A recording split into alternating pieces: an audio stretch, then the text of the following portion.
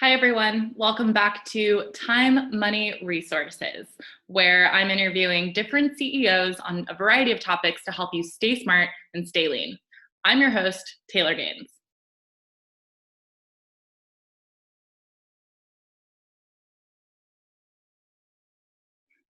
Today's topic is pivoting quickly, how brands can be leaders during times of crisis.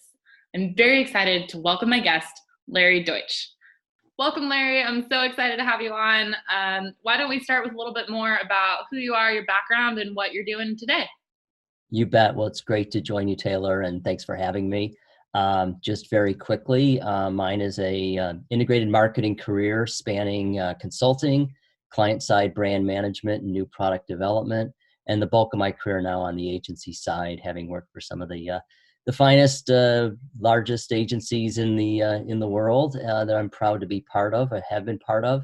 But in the past year, last August to be exact, launched my own boutique agency with two other very talented partners. And the agency is now branded DVK. That would be Deutsch Van Andel Kaplan, myself and my two partners. And together we bring proudly over 100 years of brand marketing experience, spanning brand, retail, and innovation, and working with mid-tier companies who are looking to grow and elevate their marketing capability to be more marketing driven and consumer or customer centric. And meanwhile, working with some Fortune 500 companies through some agency partners who have been part of our network. And it's been a joy. That's awesome.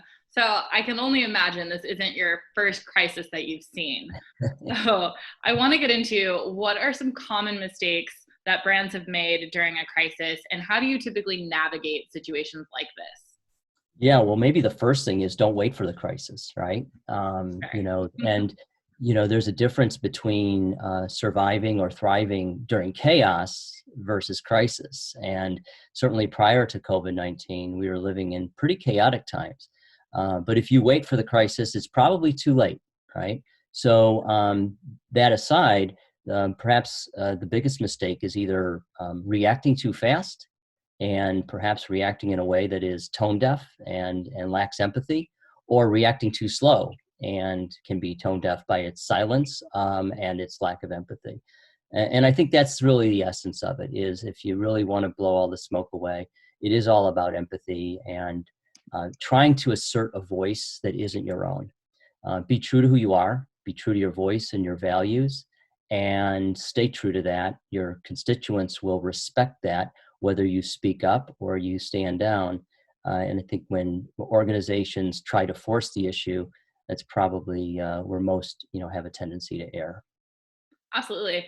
I know I've seen over the years, and I know you've seen this as well, is a lot of consumers are expecting brands to take a stance. So I think in that vein of speaking up, a lot of consumers expect brands to do something. So how do you advise clients to navigate those waters, especially in a time of COVID where everyone's had to pivot so fast? We've seen a lot of different advertisements we've talked about Burger King, and I've been talking about that for probably the past couple of weeks. Yep. I've seen Burger King, I've seen Frito-Lay, Tide has done a couple things. So we're seeing all these different campaigns pop up and spin up pretty quickly, which is fairly incredible given we know how long typically those types of campaigns can take to even get those off the ground. So how do you advise brands to stay sensitive in that vein of empathy, but also being able to react to the speed in which COVID has required brands to react? Well, again, now it comes down to a question of agility, right? If you have empathy, are you in a position to move quickly? And again, not waiting for the crisis to take action or be poised to act. In particular, not just having it be the job of marketing or advertising to get that voice out there. Is the organization aligned, right? And not just the CEO, going on screen and speaking, with authenticity, but is that really what the organization is prepared to deliver on? So making sure that your organization is aligned and being in that position before the crisis, but then when that situation does come to bear, being in a position to assess and what's the rightful voice, what's the rightful point of view that the brand can articulate. I was struck by just in the past week alone, Anheuser-Busch, repurposing their What's Up campaign and demonstrating agility by repurposing an iconic campaign, but putting it in a quarantine scenario and with humor, right? What is a very serious and dire, situation for many, but a voice that the brand had permission to articulate and to assert. And then meanwhile, Old Spice just this past week, leaning into the challenges that the African American community in particular is facing during this time and taking a more serious tone. So I think it's really insightful that when you know who you are and you know what you stand for, you know what your why is behind your brand, then that gives you the permission and the agility to pivot in times like this and be creative, but creative in an empathetic way, not just creativity for the sake of it or just being out there, with your advertising, updated for the current times.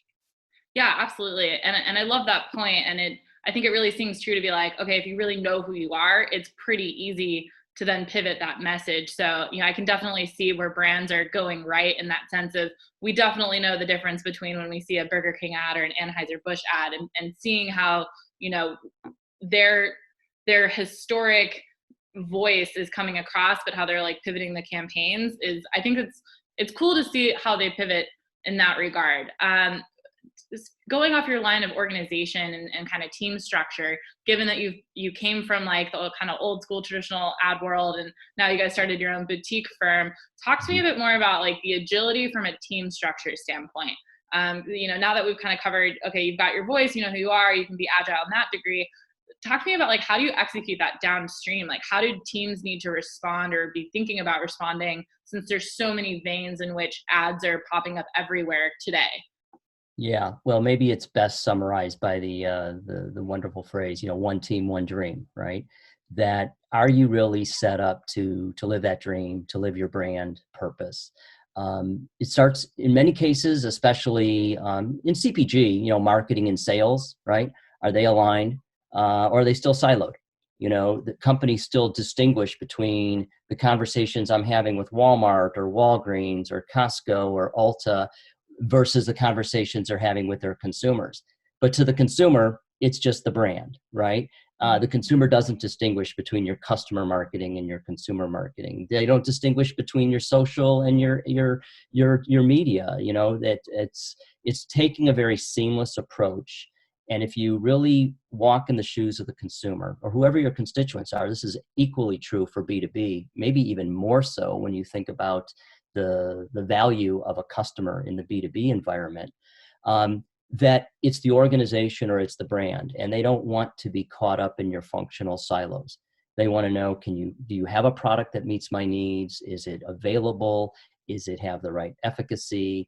Does it have the right price point, et cetera? But then also, is it speaking to a higher order emotional need, now more than ever, right? That, in the situation we face. But when we fast forward past COVID, and we're certainly not out of it, is your organization really aligned? And I'll take a broad view on organization to include your external partners, working as one, as opposed to, well, my ad agency's doing this and I've got somebody over here, corporate communications, and certainly integrated communications has come a long way over the years, but it still kind of makes me bang my head against the wall, even after all these years, that there's still so many silos out there.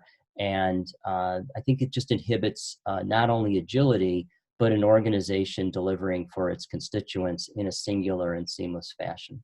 I love that. Can you think of examples where you've seen it go completely awry, where you've walked into maybe a mess where you're cleaning it up and you're like, ooh, if you guys only did this, you would have avoided like this whole catastrophe?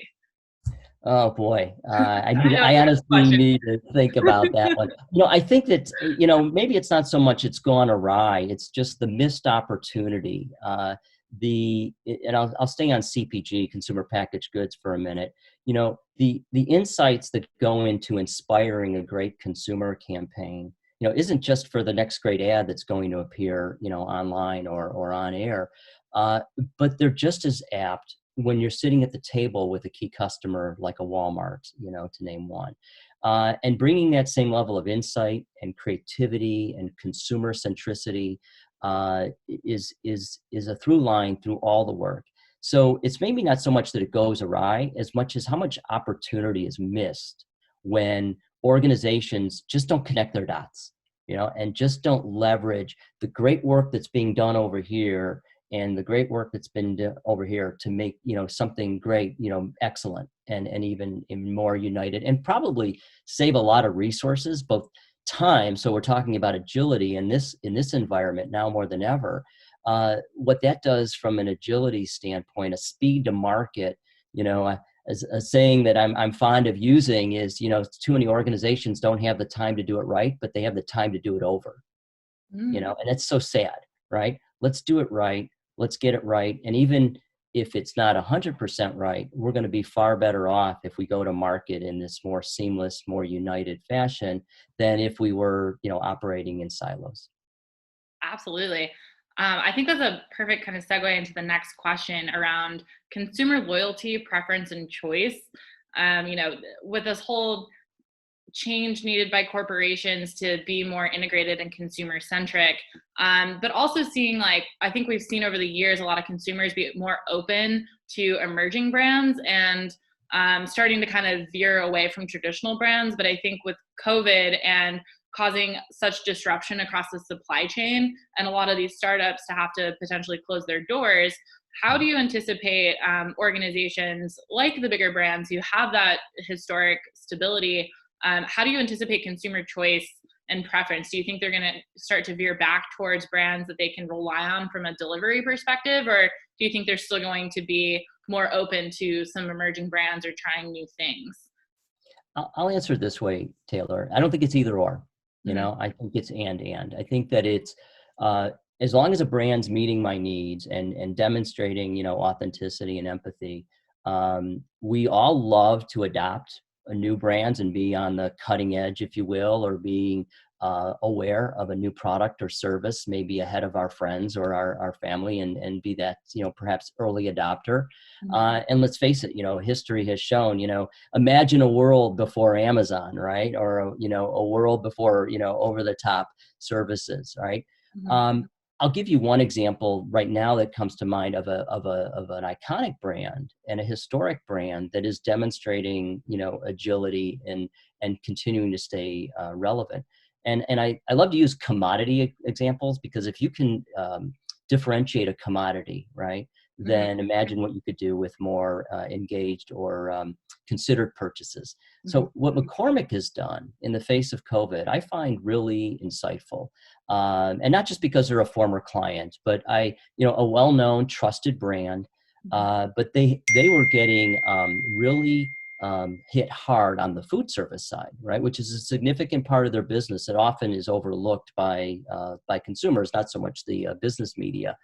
So while they're getting slammed on the food service side, the agility they've shown with some of their online content, because so many of us are now home, all of us are home, cooking more than ever, looking for creative ideas more than ever because of quarantine and because we can't go to restaurants, et cetera. We can certainly order in or pick up. But I use that as one example. A trusted brand could rest on its laurels if it elected to. Obviously, they didn't. There's great leadership there, and an organization of that size can adapt and move in agile fashion and be very contemporary in its engagement and its content on one side of its business, while having to kind of bite the bullet, if you will, on the food service side until things get back to whatever normal is going to look like in the next couple of months. Mm-hmm. Yeah, that's a really great example. So talk to me about, like, shopping habits, given that, to the point we're staying at home, we can no longer just go out and do something. We probably have to, like, think a little bit ahead. I know everything I've ordered on Amazon takes at least a week longer than it typically does. So the whole kind of behavior around that instant gratification that I think we all got accustomed to, and probably a little too accustomed to, Right. how do you think that's going to impact shopper behavior moving forward? Do you think, we're just going to see, once the doors reopen, everyone's going to go back to like, oh, that was fun for the past 3 months and just kind of get back into it? Or do you think this is going to have more of a longer term impact? Yeah, my headline here is I think the pendulum will return not to center, but something significantly right of center. In that people have learned, for those who maybe were newer to online purchasing and online services and home delivery and whatnot, I think they're going to find that that's why wasn't I doing this before, right? This is outstanding. And I like having my goods and services delivered to my front door, et cetera. And I don't miss the shopping trip, et cetera. But there are many who do value, the opportunity to go and socialize. And, we are social creatures. And that's why I think for as much as digital technology and innovation will continue to drive and change behavior, our viewing habits, our shopping habits, our engagement, with family and friends and business colleagues. I think that there will be some return to more of the social, more of the bricks and mortar aspects of it. But many of us, and I think many will find that this is a way of shopping, a way of living that's quite healthy in the broadest sense. And it's funny, I'll joke a little bit with you that, oh my gosh, I have to wait a week, right? And I felt this recently. I ordered something and it's like, what? It's not going to be here in 2 days, or really? I did a double take and it was just delivered yesterday. And actually it was a day ahead of when it was supposed to be in terms of the notice they gave me. But we've been spoiled. And isn't it fascinating that, how shopping has changed? And I think it will, out of this time, we're going to see new brands, new services that we don't even know exist yet. Right? Somebody's in a dorm room somewhere, somebody's in a garage, somebody's preparing for their pitch to Shark Tank. That's going to come out of all this. And, that's where, there's out of a crisis, can come innovation and ingenuity. And that's, kind of how things roll. Do you have any like innovative ideas that are rolling around in your head or things that you're like, hey, someone go invent this. I'm not going to do it, but here's a free idea. Oh gosh, I wish I could take credit for that. I'm certainly working with my clients to help them innovate. We're actually working with a client now in the personal care space on their innovation pipeline. And it's actually maybe a worthy kind of anecdote that, and they're being slammed and they're being hurt by the crisis, and sales at the Walmarts of the world are down. But they're not taking their foot off the pedal on the long-term view about innovation. And what does that 3-year pipeline look like?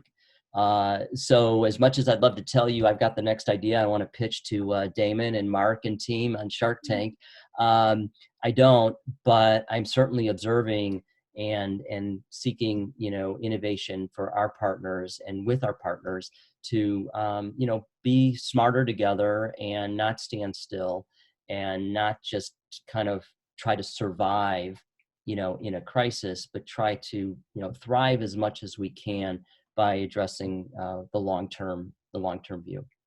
Absolutely. So rapid fire, time, money, resources. Mm-hmm. Where should people be spending their time right now? Where should they invest their money, and what resources should they be mindful of or take advantage of? I love this question, and I give you a lot of credit for framing it as you have in your. From a time standpoint, I think if I were to simplify it, to explore in terms of continuous learning. And I don't know about you, but I find that in the new normal, I've been able to devote more time to learn about new capabilities or participate in webinars or dig deeper into areas that maybe before I didn't because I was in a certain routine. But not just online, but with people. So I think connect or reconnect. I think this has created, we're all home, we're all available. I have been very fortunate and blessed to connect and reconnect and make new connections with just wonderful, talented, kind, gracious people out there who are either in a state of need because maybe they're in a state of transition, or we're all in this together. So in that regard, I think collaborate, collaborate ahead of the curve. Don't collaborate just because we're in a crisis. find subject matter experts who are complementary to yourself and spend time. And I may be getting into the resources a little bit, so forgive me if I take creative license with your question. But spending the time to recognize, you know what? It's not my job to know it all or to be great at everything. Be true to who we are, be great at what we're great at, and learn from, engage with, and be stronger. So spend that time getting to know and collaborate with others inside your organization or outside your organization. Again, you get inside if we talk about those organizations that maybe have been siloed, and find opportunities of commonality, of common ground.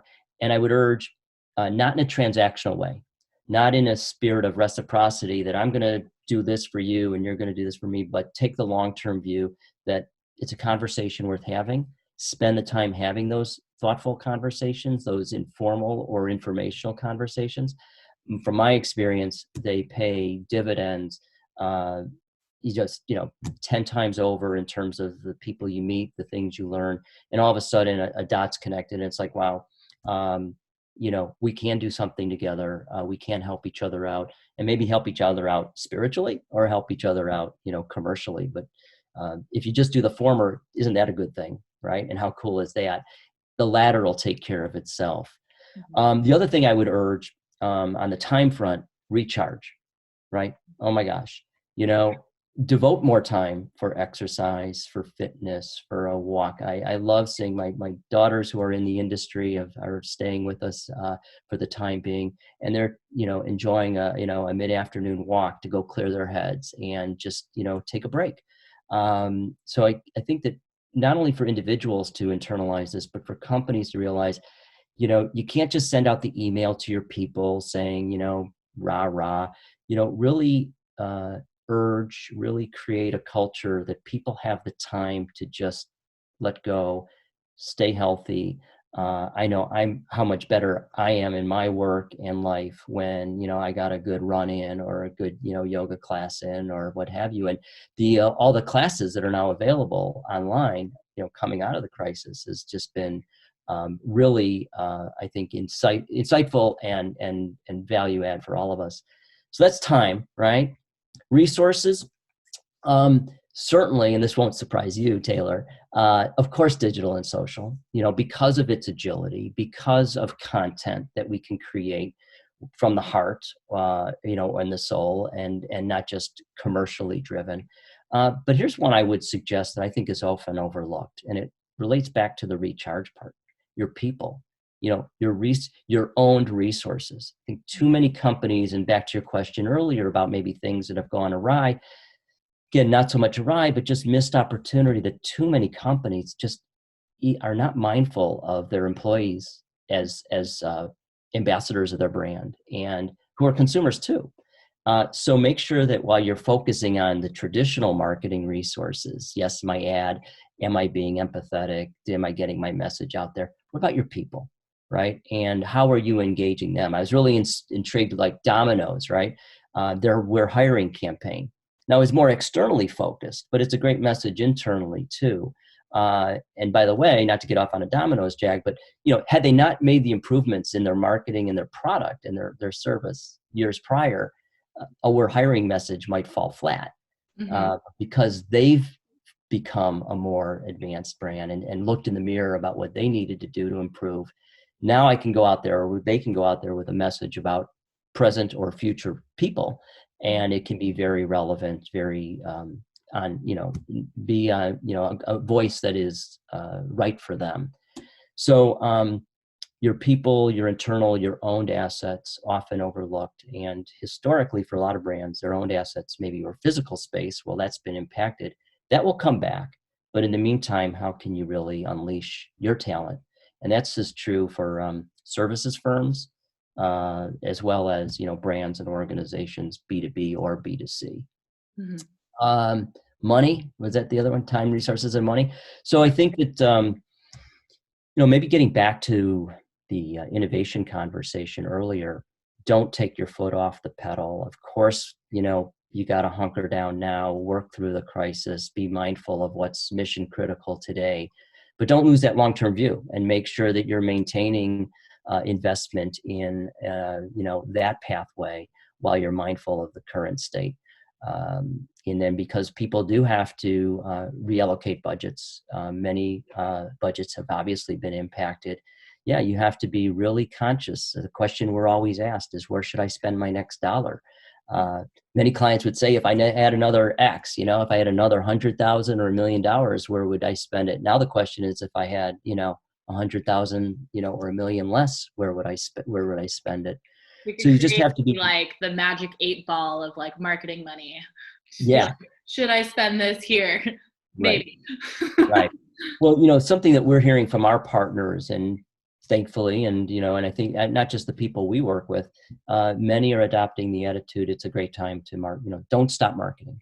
Don't go dark. For a lot of organizations, it's not the money that they can't afford, it's the going dark that they can't afford, because to try to come back from that.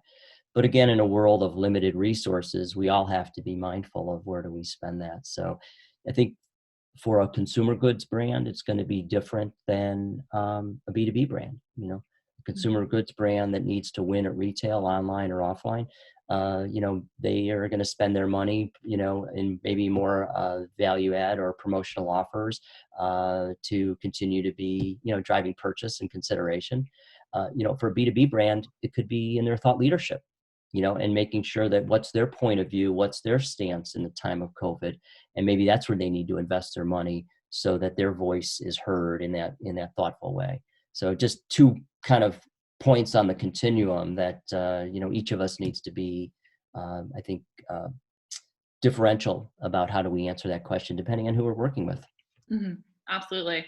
Well, that's amazing insight. Always appreciate it, Larry. And I'm super excited to have you on this next segment. So thank you so much for being here and all of your insight. Thank you, Taylor. Always great to see you, and best to you and to everybody out there watching this. Of course, be safe, and we'll all get through this together, right?